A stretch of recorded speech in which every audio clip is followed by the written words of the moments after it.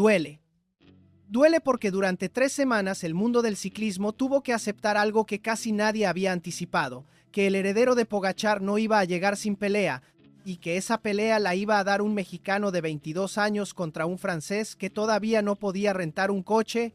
Isaac del Toro terminó el Tour de Francia 2026 con el maillot blanco de mejor joven puesto y un tercer lugar en la general, a 9 minutos y 42 segundos de Pogačar. Esa parte ya la sabes. Lo que probablemente no sabes es lo cerca que estuvo de perderlo todo frente a un corredor de 19 años, ni lo que Paul Seixas dijo cuando la carrera terminó y todavía le dolían las piernas. Y hay algo más grande que esta historia no va a resolver hasta el final. Esta no fue la última vez que estos dos nombres se van a cruzar. Esto apenas empezó. Quédate, porque la guerra por el trono que Pogačar va a dejar algún día ya tiene 2 candidatos, y ninguno de los dos piensa retirarse a esperar su turno.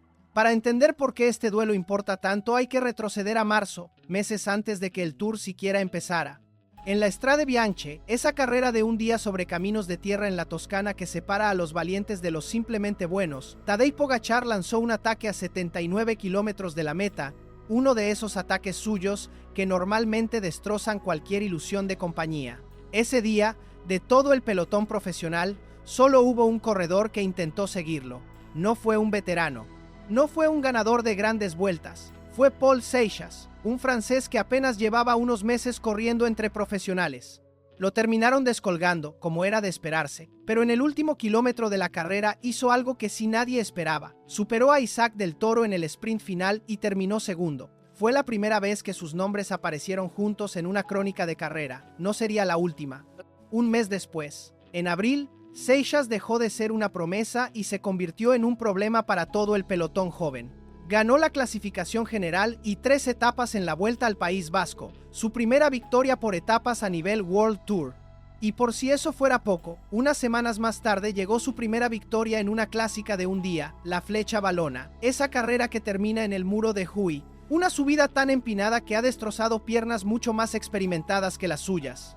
Para cuando llegó julio y el Tour de Francia arrancó en Barcelona, la prensa especializada ya lo describía como el próximo gran talento después de Pogačar. Isaac del Toro, mientras tanto, llegaba a su primer Tour de Francia con una temporada 2025 que ya lo había puesto en el radar del mundo entero, subcampeón del Giro de Italia, la primera vez que un mexicano terminaba segundo en una gran vuelta. 2 corredores jóvenes, 2 trayectorias en ascenso y una sola carrera por delante donde iban a tener que medirse cara a cara por primera vez en 3 semanas seguidas. El Tour empezó y, como si el guión ya estuviera escrito, Isaac ganó la etapa 2 con final en Barcelona. Fue una declaración de intenciones, pero Seixas no desapareció. Etapa tras etapa, mientras Pogačar construía su 5º título y Vingegaard intentaba sostener lo insostenible, por debajo de esa pelea por el maillot amarillo se libraba otra guerra, más silenciosa pero igual de intensa, la del maillot blanco, el que se lleva el mejor corredor menor de 25 años. Durante buena parte de las 3 semanas, la ventaja entre ambos se movió en segundos, no en minutos. Un mal día de Isaac significaba que Seixas se acercaba. Un ataque bien colocado de Seixas significaba que Isaac tenía que responder de inmediato, sin margen de error, sin la posibilidad de esperar al día siguiente para recuperar tiempo perdido. Esa es la clase de presión que envejece a un corredor joven en cuestión de días. Si quieres entender de verdad lo que se sentía correr contrarreloj contra el tiempo y contra un rival de tu misma generación, tienes que ir al lago Lehmann, a la crono individual de Tonon, la única contrarreloj individual de todo el Tour 2026. Ahí es donde la batalla se volvió física de una manera que ningún ataque en montaña había logrado hasta entonces. Isaac arrancó fuerte.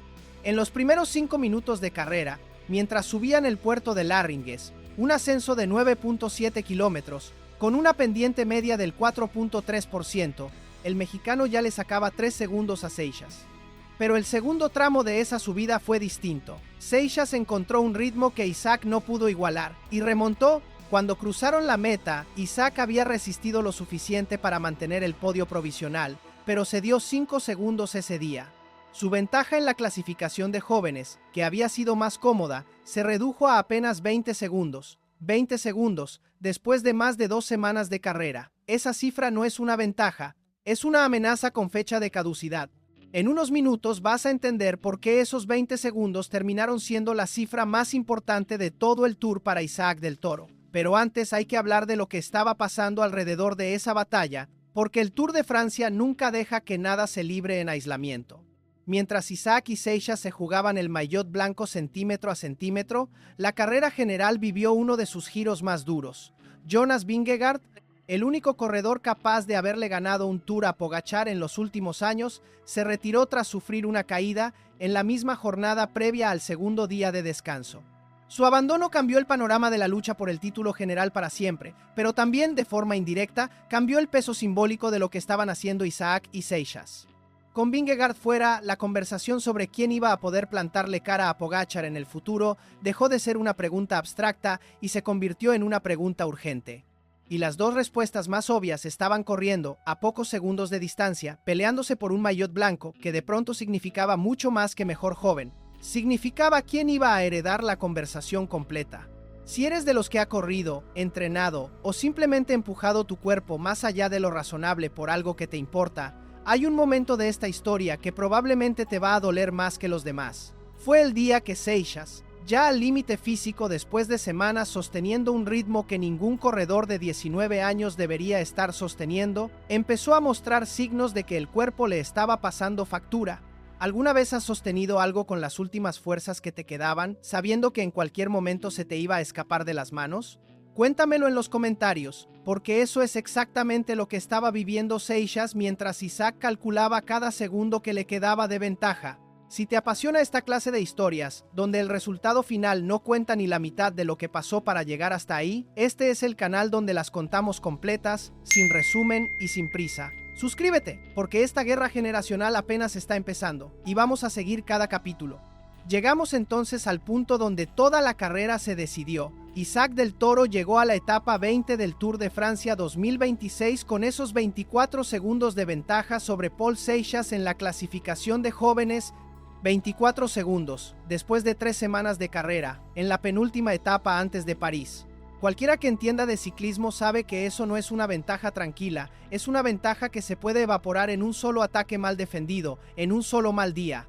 Y ese era exactamente el temor, que después de haber resistido crono, montaña y fatiga acumulada, todo se decidiera en las últimas horas de carrera por un margen que cabía en un semáforo en rojo. Siempre Isaac al límite, siempre calculando el margen, siempre corriendo con la sensación de que el francés estaba a un ataque de distancia de arrebatarle todo lo construido en 3 semanas. Esa fue la tensión que definió la etapa 20 antes de que se corriera un solo kilómetro. Y entonces, en la etapa decisiva, pasó lo contrario de lo que todos temían. Paul Seixas, el mismo corredor que había sido capaz de seguir a Pogačar en la Strade Bianche, el mismo que había remontado a Isaac en la crono de Thonon, no aguantó el ritmo, se rompió. Isaac, respaldado por el trabajo de su equipo y con Pogačar ya asegurado como ganador del Tour, terminó esa etapa con una ventaja amplia sobre el francés. Seixas cedió 58 segundos esa jornada y cayó de la tercera a la cuarta posición en la clasificación de jóvenes, a 25 segundos de Isaac. El maillot blanco, después de 3 semanas de pelea centímetro a centímetro, quedó decidido. Isaac del Toro se lo llevó a París. Terminó tercero en la clasificación general a 9 minutos 42 segundos de Pogačar y se convirtió en el primer mexicano en subir al podio del Tour de Francia. Después de la etapa, con las piernas todavía respondiéndole a medias, Seixas no se escondió detrás de excusas fáciles. Reconoció que el resultado dolía, pero también dejó claro que sentía que estaba exactamente donde merecía estar dentro de la jerarquía del ciclismo mundial. Fue un corredor de 19 años, en su primer Tour de Francia, el más joven en tomar la salida de esta carrera en varias décadas, terminando cuarto en la clasificación de jóvenes de la carrera más dura del calendario, en una edición además marcada por una ola de calor de 10 días que hizo todo más brutal de lo normal. Isaac había ganado esta batalla. Pero cualquiera que haya visto esos 24 segundos de ventaja evaporarse y reconstruirse durante 3 semanas, sabe que lo que se decidió en Francia no fue el final de nada, fue apenas el primer asalto. Y aquí es donde toda esta historia se conecta con la guerra más grande que ya conoces si sigues este canal. Pogačar tiene 27 años y ya lleva 5 tours. Nadie sabe cuánto tiempo más va a dominar así el ciclismo mundial, pero nadie domina para siempre. Cuando ese reinado empiece a resquebrajarse, la pregunta que de verdad importa no es si Isaac del Toro o Paul Seixas van a estar listos. La pregunta es cuál de los dos va a estar más listo primero. Y si para entonces todavía correrán en equipos distintos, disputándose no un maillot blanco de 25 años, sino el trono completo. Lo que viene ahora explica por qué esta rivalidad no se va a apagar con el fin del Tour. No está confirmado todavía si Seixas competirá en la Vuelta a España este agosto, pero de hacerlo, el duelo continuaría con Isaac, probablemente enfocado en otras prioridades de equipo. Lo que sí es prácticamente seguro es que ambos corredores van a seguir cruzándose en el calendario durante los próximos años, en clásicas, en la próxima edición del Tour, en el Giro, en cualquier carrera donde el ciclismo necesite decidir quién manda entre la nueva generación. Existe la teoría, compartida por varios analistas del pelotón, de que Isaac y Seixas van a terminar siendo, dentro de 3 o 4 años, los dos nombres que ocupen el lugar que hoy ocupan Pogačar y Vingegaard, el dominador y el único capaz de hacerle sombra. Todavía es pronto para saber quién va a hacer cada cosa. Lo que sí puedes repetir en cualquier conversación sobre ciclismo, y que muy poca gente todavía tiene claro, es este dato. El corredor que casi le arrebata el podio del Tour de Francia a un subcampeón de Giro de Italia no tenía edad legal para rentar un coche en la mayoría de los países donde compitió esta temporada, 19 años, y terminó cuarto en la carrera más dura del ciclismo mundial, en la edición más calurosa en años, después de haber sido el único corredor capaz de seguirle el ritmo a Pogačar en marzo. Isaac del Toro ganó esta batalla, ganó el maillot blanco, ganó el podio, hizo historia para México, pero la guerra por heredar el trono que algún día Pogačar va a dejar vacante todavía no tiene ganador definitivo. Tiene dos candidatos, uno mexicano y uno francés, los dos con hambre, los dos con algo que demostrar y los dos convencidos, cada uno a su manera, de que el futuro del ciclismo les pertenece.